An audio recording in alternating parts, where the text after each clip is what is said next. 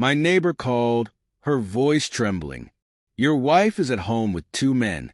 I've seen this before." She pulled me inside, nervously peeking out. "You need to catch them red-handed." My heart raced as I blocked their car, grabbed my gun, and crept toward the house, ready to uncover the truth. My neighbor's trembling voice echoed in my head, breaking the silence of my office that afternoon. I froze. Her words carried a heavy sense of urgency. "Your wife is at home with 2 men. I've seen this before. You need to catch them red-handed." My stomach churned as her words sank in. My mind raced with questions. Was she mistaken? Could it be something innocent? But her voice carried a knowing tone that made my heart pound. What she said next made my blood run cold. "You need to act fast. They're getting ready to leave." With trembling hands, I grabbed my car keys. I wasn't sure what I'd find or how I'd handle it, but one thing was certain. My life was about to change forever. It had been an ordinary Tuesday afternoon, or so I thought. I just finished a presentation for an important client at the luxury consulting firm where I worked. Then, an email notification from my neighbor, Isabel, popped up. The subject line read, "Urgent, your wife Nora." Isabel lived across the street and was known as the protector of the neighborhood. A retired journalist with sharp instincts, she had a knack for noticing things others overlooked. While I had always respected her, I thought she was a bit too nosy, but this time I was grateful for her watchfulness.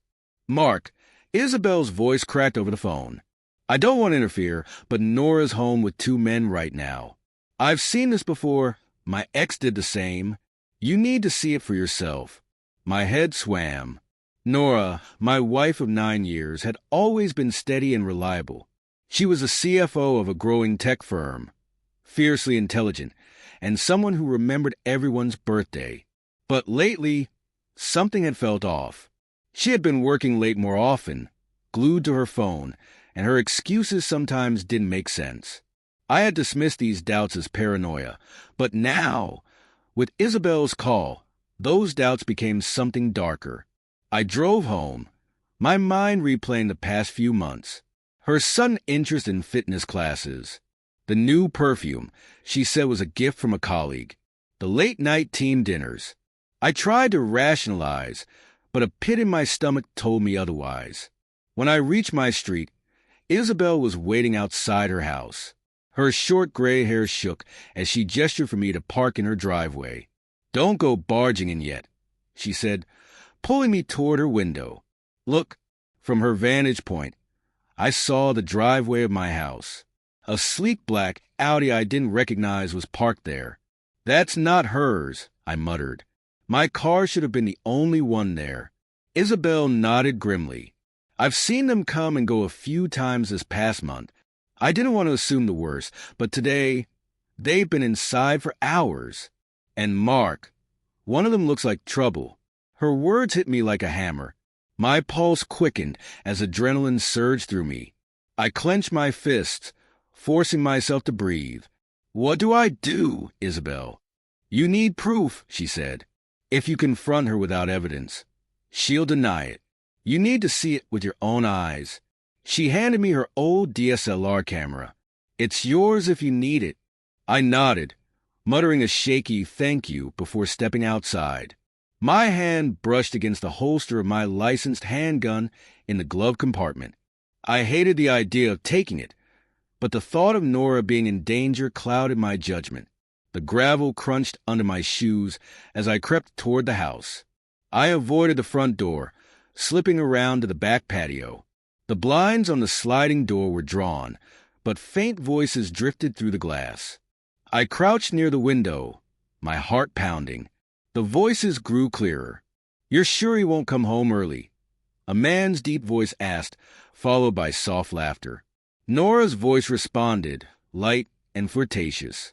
"He's at work all day. We have time." I clenched my teeth as the betrayal cut deeper with every word.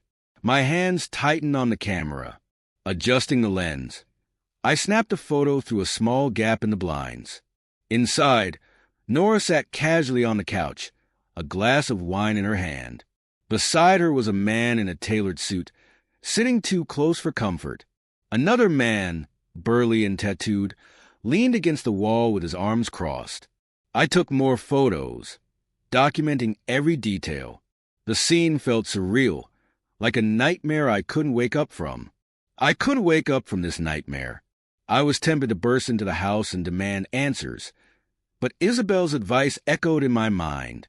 You need proof. Stay calm. I stepped back, retreating to my car.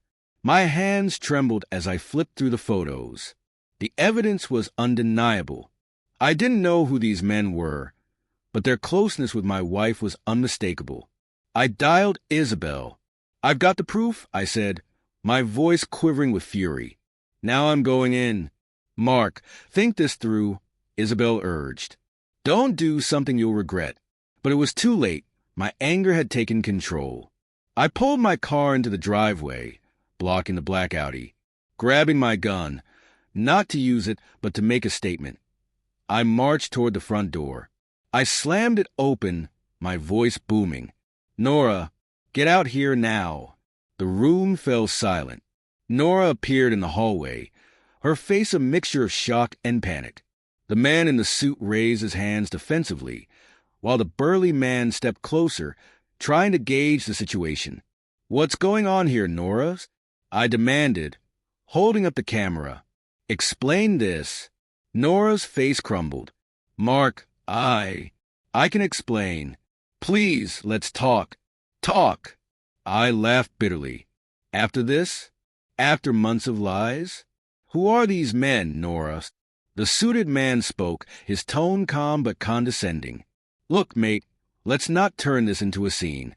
You've got it all wrong. But I wasn't buying it. Get out of my house. I snarled, pointing toward the door. Now! The men exchanged uneasy glances before retreating, their confidence faltering under the weight of the moment. Once they were gone, I turned back to Nora. Her silence spoke volumes. In that moment, I realized she wasn't the woman I thought she was. Her tears, her attempts to spin some story about investors, and her desperation to salvage her image meant nothing to me anymore. I had loved her deeply, but her betrayal cut too deep. It wasn't just about infidelity. It was the months of deceit, manipulation, and disrespect that finally broke me. I didn't storm out immediately. Instead, I stayed calm, calculating my next move. I asked myself one question. How do I make sure she truly feels the weight of her actions? The next morning, while Nora was still asleep, I quietly left the house. I took with me everything that mattered, the photos, the evidence, and my dignity. But before walking away for good, I devised a plan. Nora had built her life on lies, and now I was going to dismantle it, piece by piece. Nora was the CFO of a tech firm, a position she prided herself on. Her reputation was her greatest asset and her biggest weakness. Using the incriminating photos and copies of her flirty text messages, I composed an anonymous email and sent it to the company's board of directors. The email detailed how their CFO's personal entanglements with questionable individuals could harm the company's professional image. I didn't exaggerate. I let the evidence speak for itself. By the time Nora woke up, her phone was buzzing with frantic calls from her boss and HR. She tried calling me, but I had already blocked her number. I wanted her to sit in the chaos she had created with no way out. Nora had always been a social butterfly, adored by our mutual friends, admired by her colleagues, and respected by her family. Her perfect image had been her greatest weapon, but now it would be her downfall. I reached out to her closest circle, sharing only the photos of her with the men in my home. I didn't need to explain much. Her actions spoke louder than words. Friends who once idolized her began to distance themselves. Some even called me to express their shock and disgust. Before Nora had a chance to respond, I met with my lawyer to start divorce proceedings. I made sure every shared asset, from the house to our savings, was documented. Given the proof of her infidelity, the court would side with me. Nora wouldn't just lose my trust. She'd lose her financial stability as well. The final part of my plan was simple but satisfying. I left her a note on the kitchen counter where she would be sure to find it. It read, "Nora, betrayal comes with consequences. I've made sure you'll feel every one of them. Enjoy the life you chose over ours. I'm moving on and won't look back. Mark." Nora tried everything to pick up the pieces of her life. She called me incessantly, begging for a chance to explain, to fix things. But I was done. Her company launched an internal investigation into her conduct. Although she wasn't fired, her reputation was irreparably damaged. She was demoted and excluded from major projects. Her credibility was shattered. Our mutual friends, once her biggest supporters, stopped inviting her to gatherings. Whispers of her betrayal spread, leaving her isolated and humiliated. Even her family, who had always seen her as the golden child, expressed their disappointment openly. As for me, I felt free for the first time in years. I poured my energy into work, hobbies, and reconnecting with old friends. Slowly, I rebuilt my life on my terms, surrounded by people who valued honesty and loyalty. Months later, I heard through the grapevine that Nora had moved out of the house and was struggling to make ends meet. The men she had risked everything for disappeared when the fallout began, leaving her to face the consequences alone. A part of me felt pity for her, but I reminded myself of one simple truth. She made her choices, and now she had to live with them.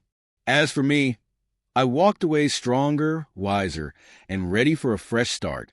Revenge isn't about causing harm. It's about revealing the truth.